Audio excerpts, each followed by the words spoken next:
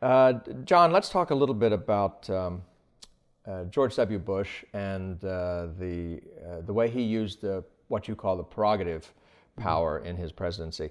First of all, in your book Crisis and Command, you discuss what is now, I think, familiar to most Americans, the historian's ranking of presidents, whether they're great, near great, or average, below average, and so forth.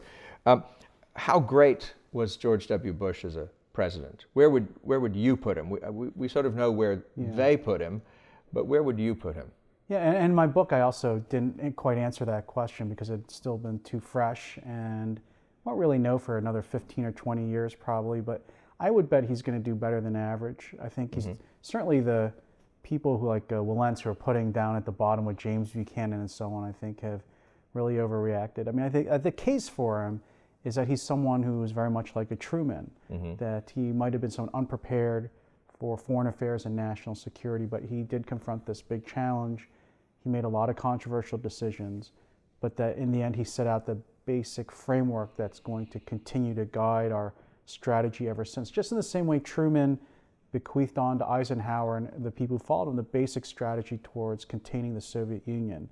And I think you see that in the current administration's basically fitting into the outlines of what the Bush administration chose. So is your case for his near greatness, or at least above average rating, based exclusively on his foreign policy accomplishments? Or what do you think about the domestic side? Yeah, well, this is the thing I noticed about the way presidents were ranked, or at least my argument about trying to explain why someone like Washington, FDR, Lincoln are at the top. And if you look at the top 10 presidents, almost all of them are really defined by what they did in foreign policy and national security in the end. Like Harry Truman, one of the top 10 presidents, nobody remembers anything he did in domestic policy. Right?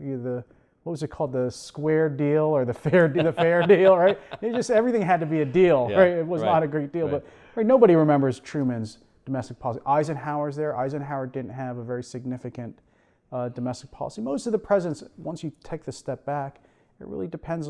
I think their rankings depend on how well they protected the country during time of crisis. And the domestic policy issues, which we remember right away and think about and argue about the most probably, tend to fade over time. Is that true of Lincoln, though?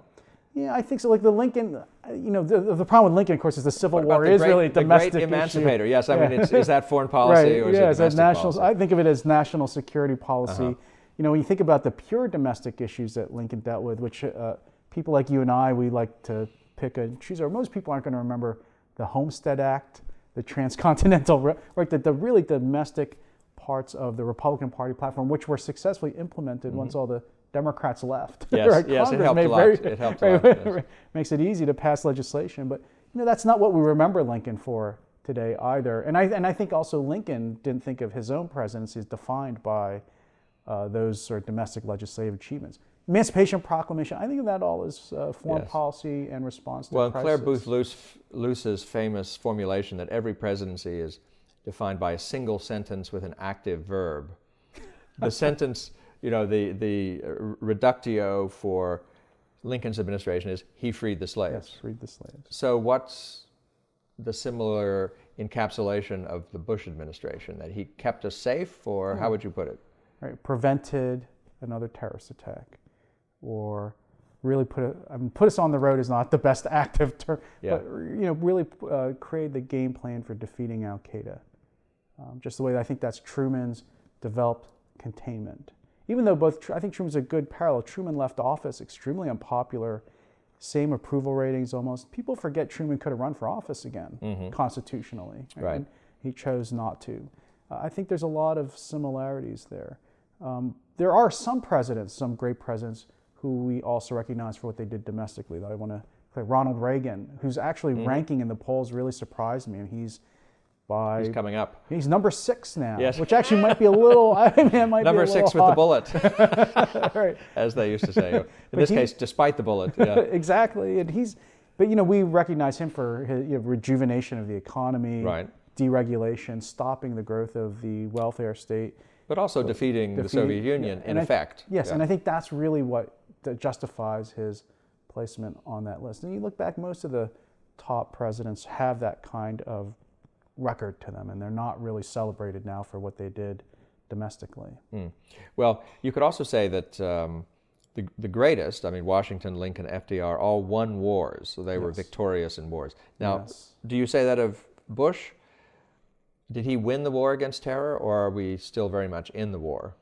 Well, I think the war, as it started on September 11th, is coming closer to an end. I think that, and some of this is because of the continuation of the Obama policies. I think we really have degraded al-Qaeda's capabilities. We really have killed a lot of its top leadership.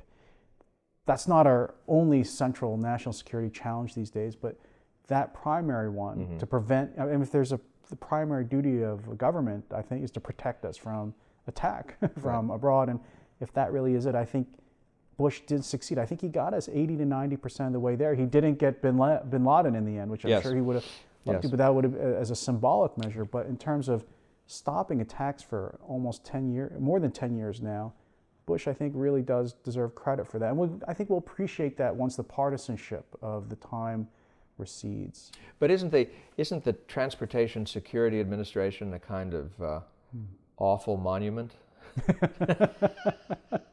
I mean, just you know, it's one of the enlargements of government for which Bush can be faulted, of course, and however successful it may have been, it doesn't seem to have stopped a terrorist attack per se. I mean, it may have intimidated terrorists and you know, prevented them from planning an attack, but that seems almost an unfalsifiable assertion, right? Yeah, it's a deterrent, really, what you think, and you can't prove it stopped something that never happened. Yes, is your point. But I agree with you. Everyone hates the airport security measures, and one hopes they're not going to be a permanent feature of American life. That at some point we are going to, as we have in past wars, we're going to see that the threat has receded and it no longer justifies this kind of broad and expanded government. One thing that did concern me at the time I was working in the government and in my work since is that terrorism would lead to some kind of permanent national security state. And this is something that people were really worried about during the Cold War too. I don't know if you remember, there's a famous book written right after World War II called The Garrison State. Yes. Right? And there were these concerns that and Samuel Huntington at Harvard actually has a very strong concern along these lines, that in order to actually beat the Soviets, we could not really be an open capitalist democracy. Right. It was too weak a system. And I think that turned out to be wrong. And I think that might be true of terrorism. We tend to see a lot of these very salient things like the TSA, or we hear about the Patriot Act. But is the country really fundamentally different now? Have we really lost civil liberties to that great an extent? I don't think so. I think the character of the country is still continues, that liberty is still preserved. To me, actually, the greater threat has been what's been going on domestically. You know, nationalized health care, huge deficits, takeover of various industries. But since it happened at the same time as a lot of the sort of the later years of the war on terrorism, people see that decline in liberty. And I hope, but they don't, but I'm afraid they might confuse it as coming from the national security measures. Well, of course, I mean, George Bush had Medicare Part D as well, the first new entitlement program since the New Deal, and one without any funding line attached to it. You know, my docket at the Justice Department didn't include domestic policy, unfortunately. Yes. But there were a number of things I have to confess I wasn't really happy with in terms of domestic policy when I was there. But when we declare victory in the war on terror, we'll be dismantling the Transportation Security Administration? I would hope so, actually. And actually, I think American history, the record suggests that happens, that during our wars, Civil War, World War I, World War II, we had these huge mobilizations, some exercises of government power actually that go beyond what we're looking at today.